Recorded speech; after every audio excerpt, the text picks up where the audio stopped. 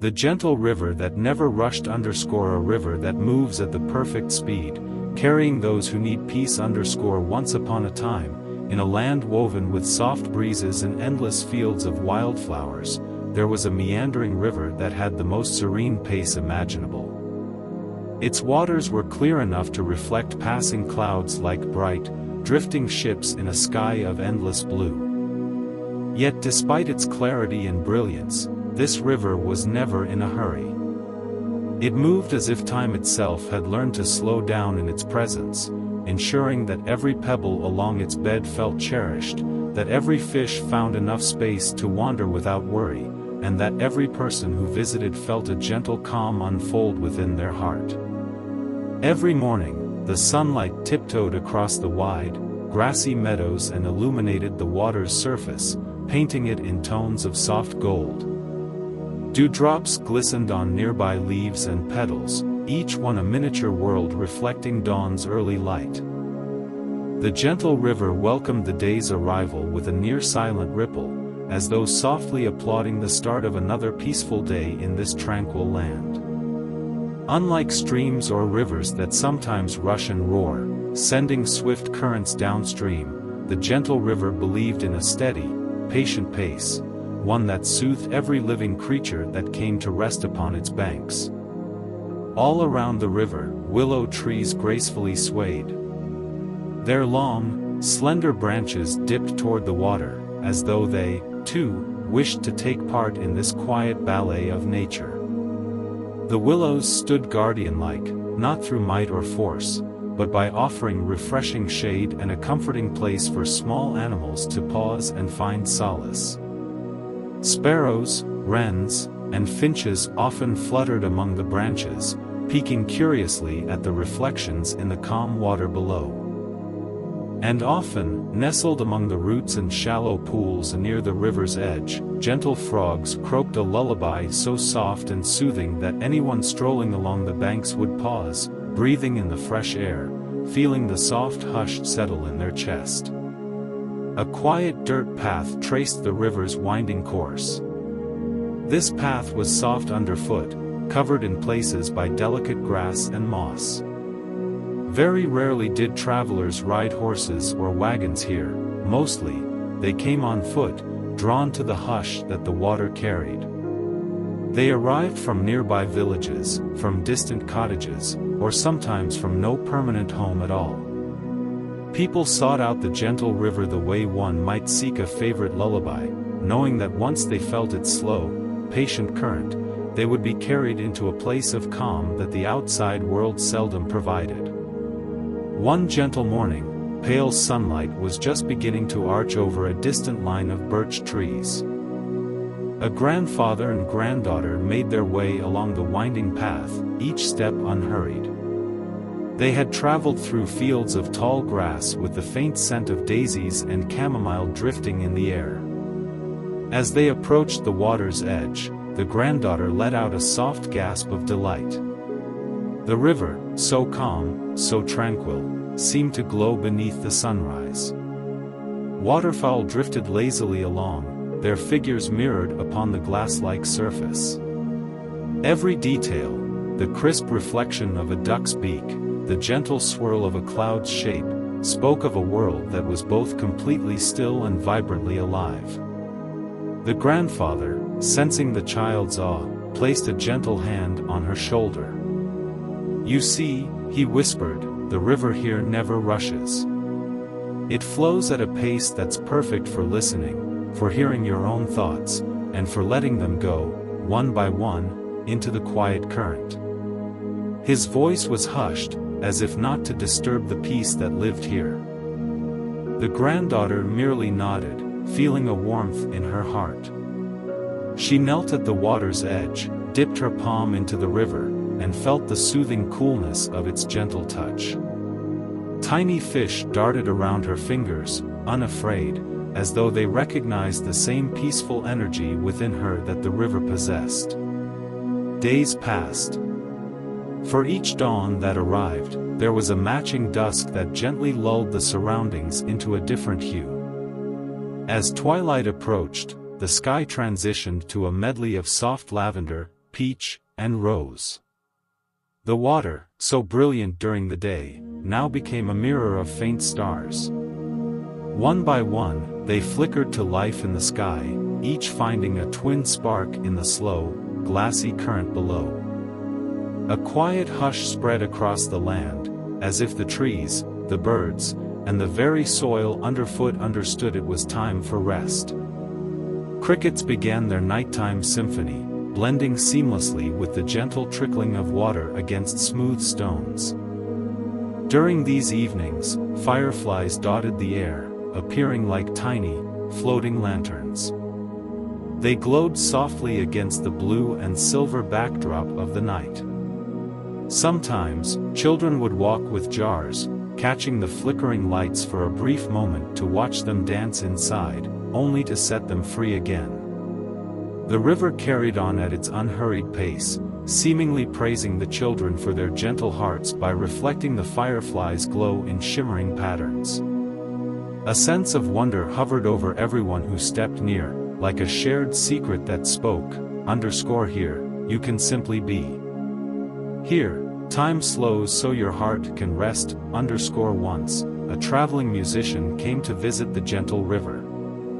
Worn from long journeys and many bustling cities, the musician arrived with little more than a small pack and a sturdy flute. For days, he'd been longing for a place where he could find peace, where no echoes of the rushed world would reach him. The stories whispered by other travelers had guided him to the bank of this magical waterway. He knelt at the edge of the water, closed his eyes, and felt the subtle breeze coming off the surface. A profound quiet resided here, one that welcomed tired souls without question or demand.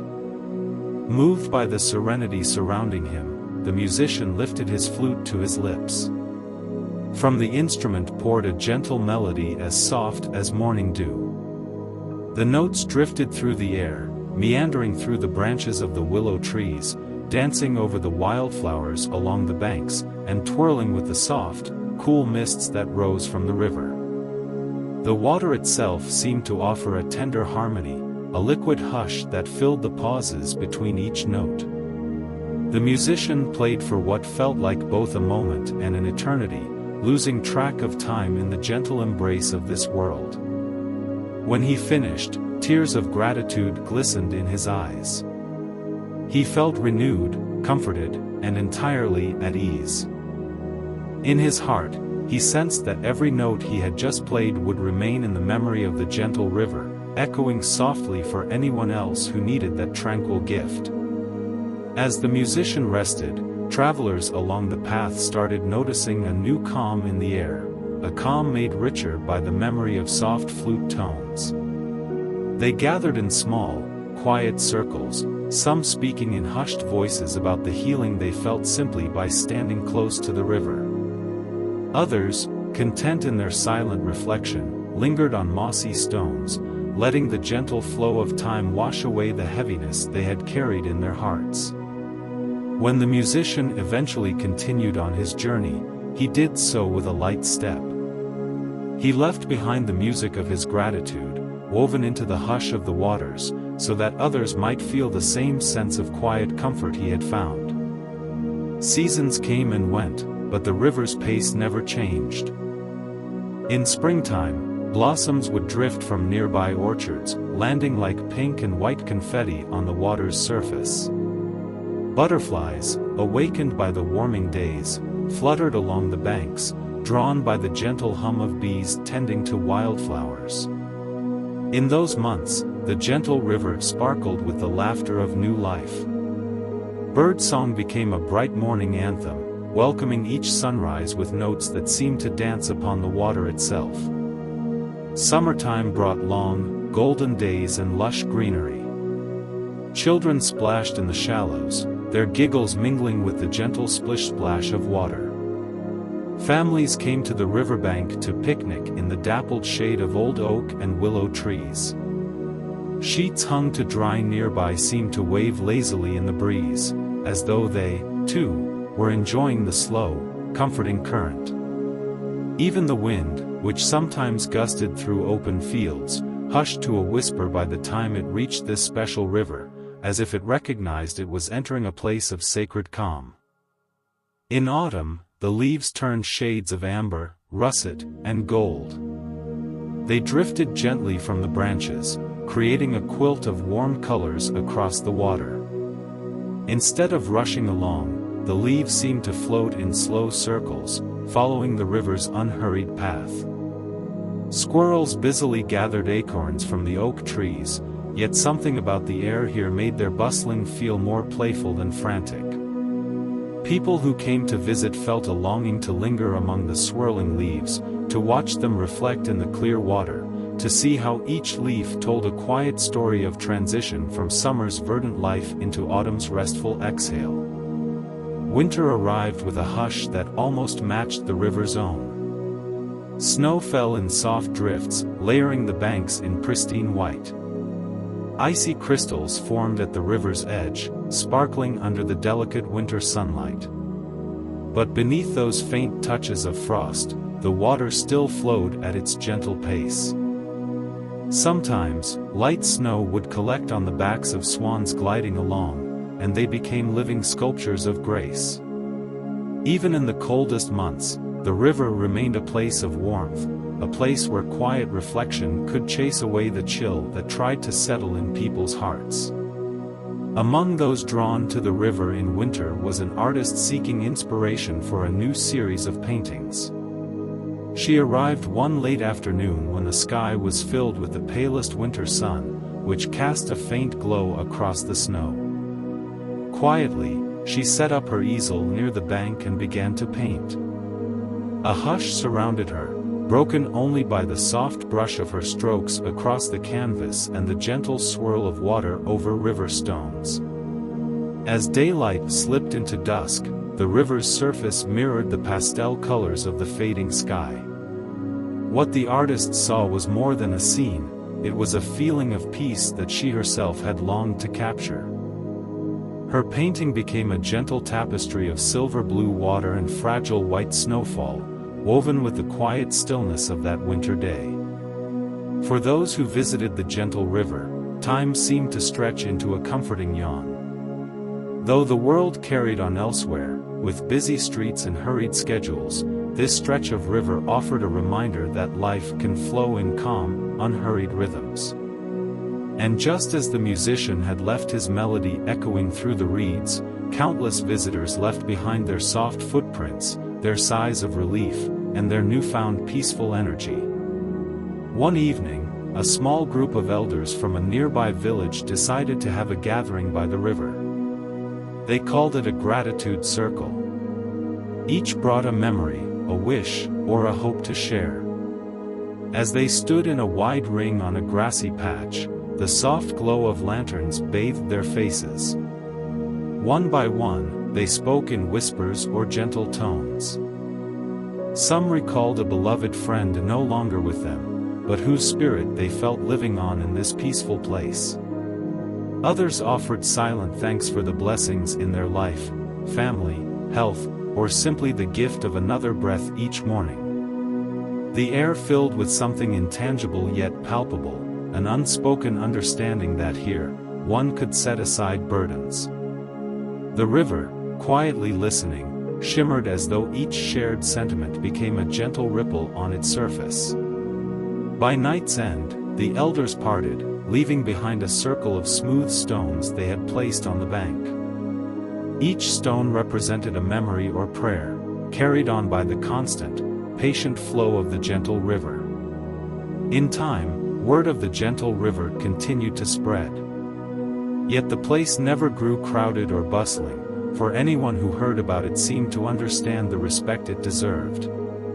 People would come quietly, with reverence, as if entering a sanctuary meant for healing and restful thought. A father and mother once brought their restless child who had been beset with anxious dreams. Each night before, the child's mind raced, unable to find calm in a world that often demanded more than it gave. But by the riverbank, the child found a gentle seat on a smooth, flat rock. He dipped his toes into the water, feeling the slow swirl around his ankles. Gradually, a tender calm replaced the fluttering in his chest. His mother and father watched with grateful eyes, seeing the tension melt from their child's frame. Later, when the sun dipped below the horizon, the three stayed until the first stars emerged, simply breathing in the cool, pure air, allowing the hush of the gentle river to fill their hearts with peace. The child slept soundly that night for the first time in weeks. From that day onward, the family made it a loving habit to visit the river every few days, even if just for a brief moment of contact with that soothing, unhurried current.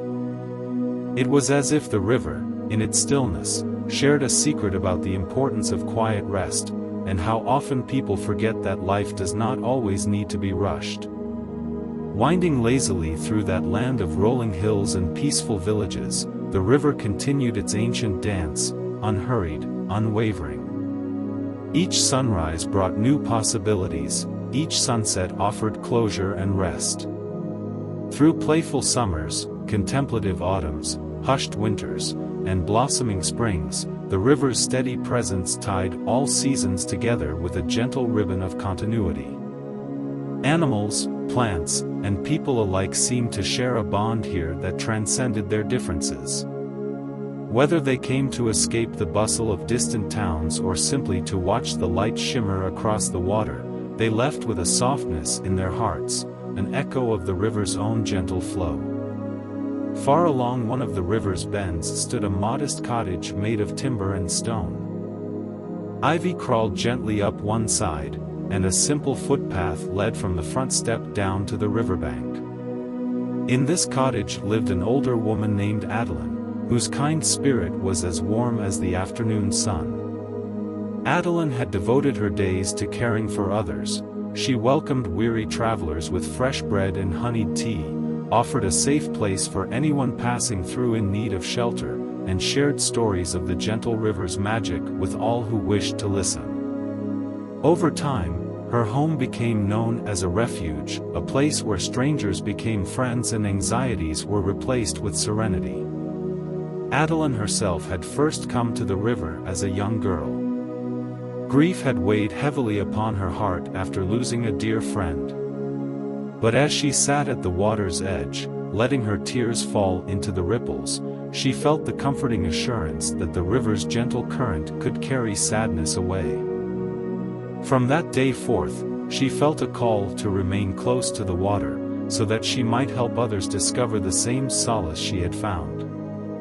And so, she stayed, eventually building her little cottage and garden on a plot of land offered to her by a kindly villager who recognized her generous spirit. In her garden grew herbs of many varieties: lavender, chamomile, mint, and rosemary. Their scents blended with the fresh aroma of the river, creating an air that was almost medicinal in its relaxation. People who visited her small garden would remark how just breathing in the fragrance made their shoulders loosen and the tightness in their chest ease. Adeline would smile, often replying, "It's the river's spirit that nourishes these plants. Its calmness seeps into the soil, and the soil, in turn, feeds us all."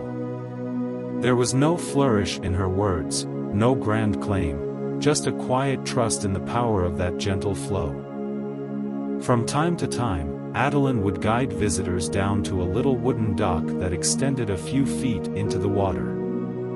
There they could sit and dangle their legs over the edge, gently swishing their feet in the serene current. Some days, a slight mist rose from the water, catching shafts of sunlight in a dreamy haze. On other days, the sky was so clear that gazing across the river felt like peering into an endless horizon of blue upon blue. At night, the dock became a place where the moonlight shimmered, and the gentle hush of water served as a lullaby for tired souls. One mild afternoon in late spring, a young poet stopped by Adeline's cottage, carrying a small journal bound in soft leather. She had been traveling far, searching for inspiration she hadn't been able to find in her bustling city. Adeline offered her tea and showed her to the dock.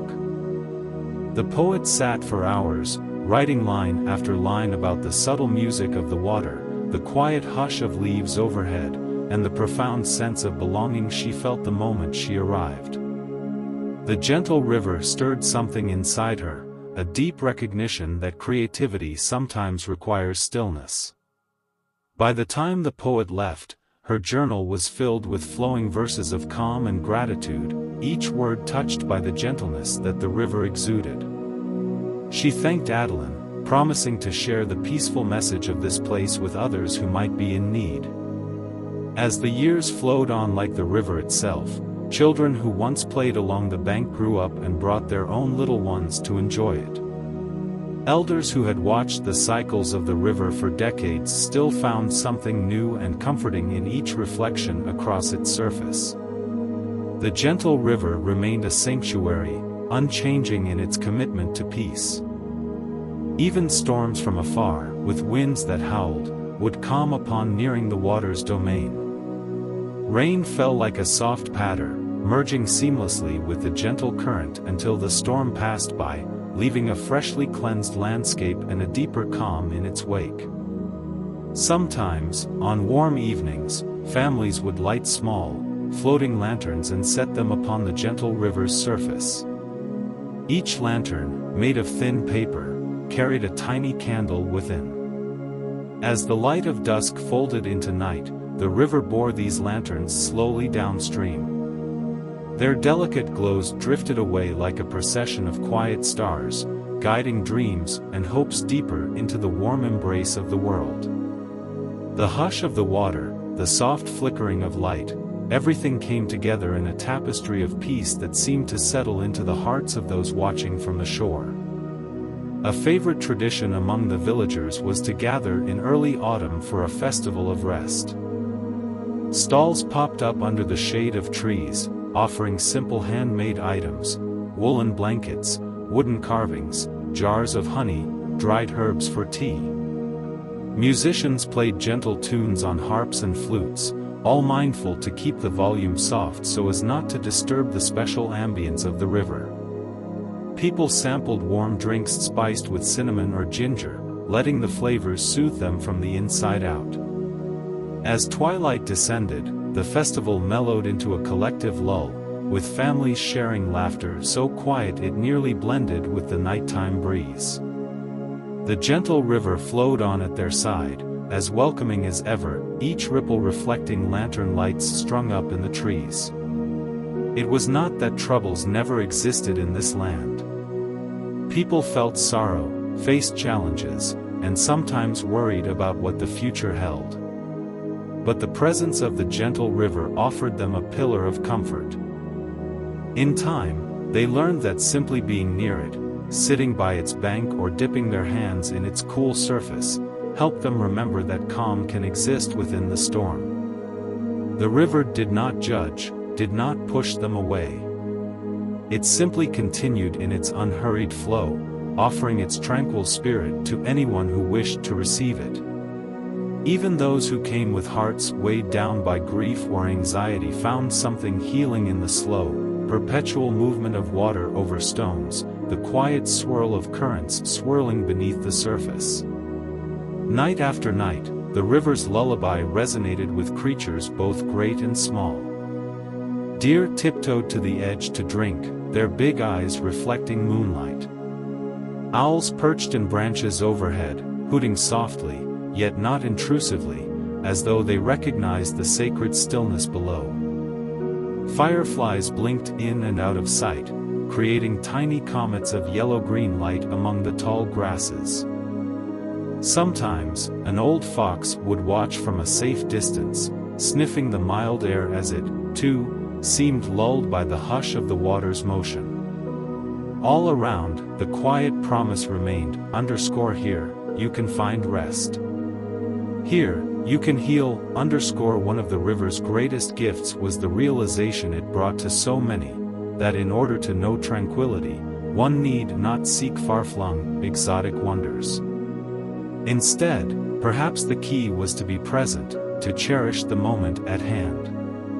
The gentle river, in its unassuming way, displayed that nature's simplest forms, water, light, stones, wind, could hold an immense power to comfort and renew. These were not things of luxury, but essentials of life, rendered extraordinary through the act of noticing. In the hush of midnight, when the sky turned a deep velvety blue, and the stars shimmered like scattered diamonds, the gentle river seemed to slow yet further, as if out of respect for slumbering souls. The whisper of the current was almost imperceptible, a faint suggestion of water's movement. Looking up from the bank, one might see entire constellations mirrored in the river's surface, each star a soft, trembling light. On such nights, those who found themselves awake could almost sense the line between earth and sky dissolving. The gentle river cradled these reflections like cherished dreams, gliding them along with patient devotion. Adeline, from her wooden dock, often watched these midnight waters, a warm shawl draped over her shoulders to guard against the cool air. She found comfort in the knowledge that while everything in life changes, people age, seasons shift, day turns to night, the river was a steadfast companion. In its unwavering tranquility, it offered hope that peace can always be found, even in the midst of life's transformations. She remembered the times she had come to the river in sorrow, and how the water's gentle current had carried her tears into a place beyond pain. Now, she felt only gratitude that she could share this gentle gift with others who arrived at her door. One early morning, when the world was still waking, a flock of wild geese soared overhead in a graceful formation. Their calls drifted down through the soft dawn air, merging with the water's peaceful gurgle. Villagers who happened to be out for a pre-dawn stroll watched in awe as the geese circled, then descended to rest on the river's gentle surface. Though geese often landed in large, boisterous splashes, these seemed to have softened their approach, as if aware of the calm that pervaded this place. They paddled quietly, their eyes reflecting the faint orange light of the rising sun. Shortly after, a few villagers approached, quietly observing the new arrivals. One child reached out, offering a handful of grains. A goose tilted its head, slowly gliding closer, gently dipping its beak to accept the offer. The child's face lit up with wonder. For a moment, goose and human seemed to share a silent understanding. Here, no one was rushed, no one was afraid, only peace existed, a quiet bond forged by nature's gentle grace. Seated along the bank was a grandmother who had lived many seasons near the river. She softly murmured to the child, "See how they trust us here. That is the gift of the water's calm. All creatures sense it." Her words were a gentle reminder that peace radiates outward, touching all who come into contact with it. This notion echoed throughout the land. The gentle river was not a place of exclusivity, but of universal welcome.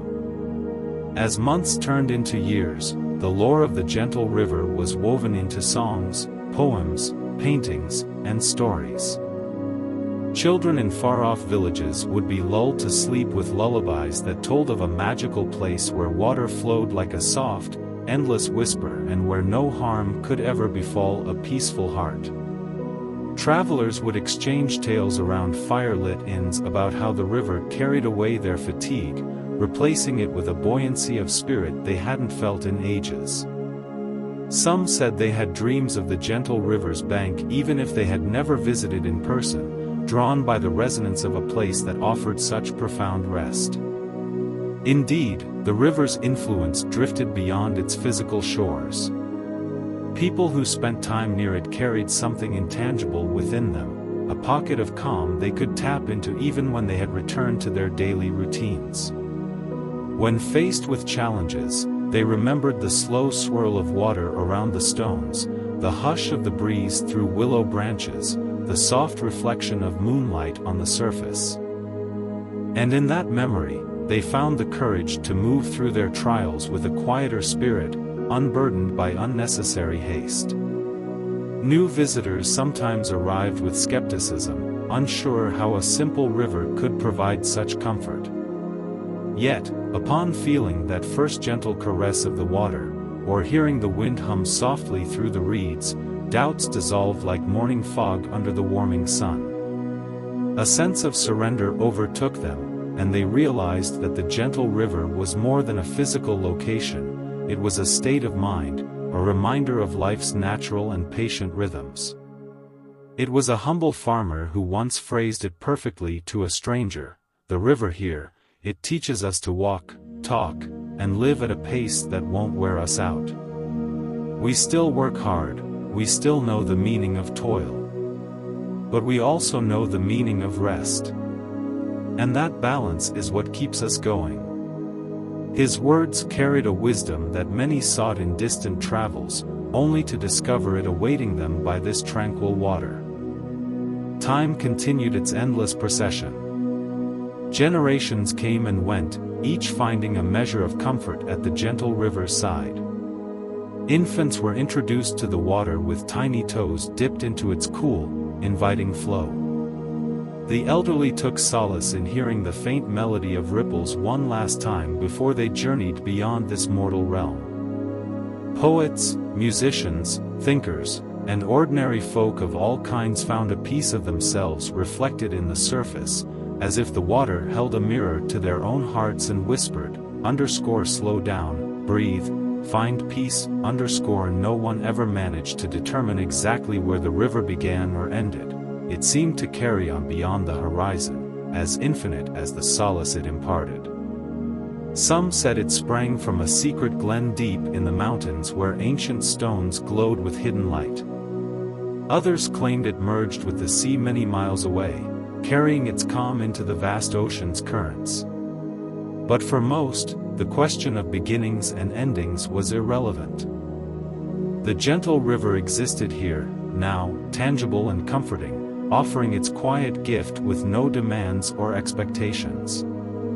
In a soft hush of an evening, as the sun sank behind rolling hills and painted the sky with tangerine streaks, an old couple walked hand in hand along the bank. Their steps were deliberate but unhurried, and each smiled at the other with a quiet joy. They found a bench nestled between two willow trees and sat, letting the hush of dusk settle over them. Above, swallows whirled in graceful arcs, chasing the last shimmering insects before night took hold. A lantern glowed on a nearby post, lighting the path with gentle, golden light. The old couple listened to the water, that ever-present lullaby that had accompanied many of their finest moments in life. The man turned to his wife and said, "Do you remember the first time we came here?" She nodded softly, recalling their youth when they'd arrived, worried about an uncertain future. They had sat by the river, letting its calm reassure them that everything would unfold as it should. And indeed, it had. Through joys and sorrows, triumphs and heartaches, the gentle river had remained a steadfast friend, a constant reminder that peace could be found by simply allowing the slow, healing rhythms of life to be felt. Now, older and content, they felt the same reassurance, a gentle embrace from a river that was always patient and kind. As night deepened, stars emerged, and a slight breeze carried the scent of wildflowers from the distant meadows. The water gleamed under the moon's soft rays. Somewhere, an owl hooted a gentle call, and the steady hum of crickets underscored the quiet grandeur of the moment. The old couple, lulled by the scene, allowed their eyelids to grow heavy. Perhaps they would doze off for a little while on that bench, trusting entirely in the gentle guardianship of the river and the tender watch of the willow trees. Nothing about this night was rushed, nothing urgent. Everything was at the perfect speed. And so it was for any who found their way to the river's edge, longing for a place to rest their mind, body, or spirit. Whether they came in daylight or darkness, in winter's hush or summer's glow, the gentle river offered the same abiding truth, underscoring calmness. We discover our depth in unhurried moments, we remember who we truly are.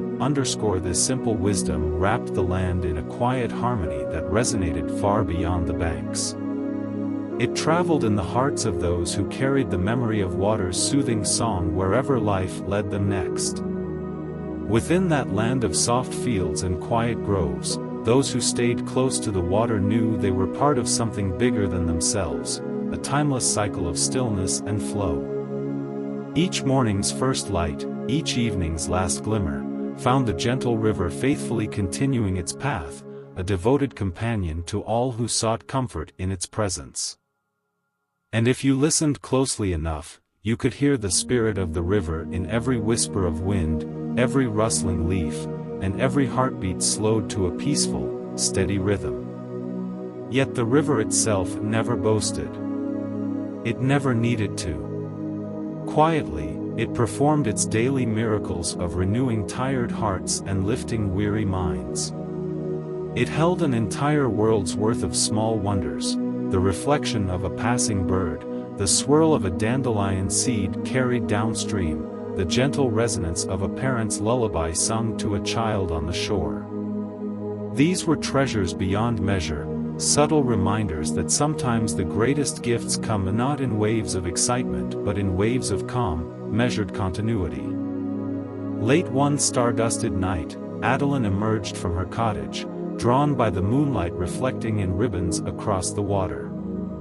She walked to the end of the old wooden dock, her footsteps silent on the worn boards. Standing there, she gazed out at the sleeping world, the hush so profound that she felt as though she could hear her own heartbeat echoing in the starlit sky. The gentle river swayed in its tranquil dance, the small ripples glowing under the moon's watchful face. She let out a long, contented sigh, one of pure gratitude. In that sacred moment, she felt the river speak without words, inviting her to rest, to trust its slow, comforting tide. Adeline closed her eyes, letting the mild breeze caress her cheeks, ruffle her hair. All was well. All was at peace. She knew that when dawn approached, she would greet new visitors, share her kindness, and lead them gently to the water's edge. Some might come burdened by sorrow, others by worry, and still others simply to see if the stories were true. To each, she would extend an invitation, come, let the gentle river show you how to let go. So it continued, year after year, sunrise after sunset, a tapestry woven from the softest threads of time. A place where a single moment of stillness could stretch into the sweetest eternity. Even after countless chapters in this land's history unfolded, the river remained, guiding hearts to tranquility as surely as it guided its own water along winding paths. For in the hush of its current lived a tender truth, that the simplest things, a calm ripple, a soft breeze, a patient passage from day to night, can cradle us in comfort, remind us of our gentle humanity, and rock us gently to rest when all we need is to sleep and dream of kinder worlds. Long after travelers departed and returned home, they carried with them the gentle river's memory, its murmur echoing in their dreams, soothing them even in distant lands. And if, in the middle of a sleepless night, they closed their eyes and stilled their breath, they would hear it once more, as if from miles away, welcoming them back with a tender lullaby of unhurried water. At such times, they would feel again that reassuring whisper, your worries can be set free here. Let them drift along with the current, so you may find peace in the gentle flow of life, and so it is that the gentle river endures. Never rushing, never judging, always flowing at the perfect speed to carry those who need peace, and in so doing, teaching the world that tranquility, like water, can fill every open space within us, if only we allow it.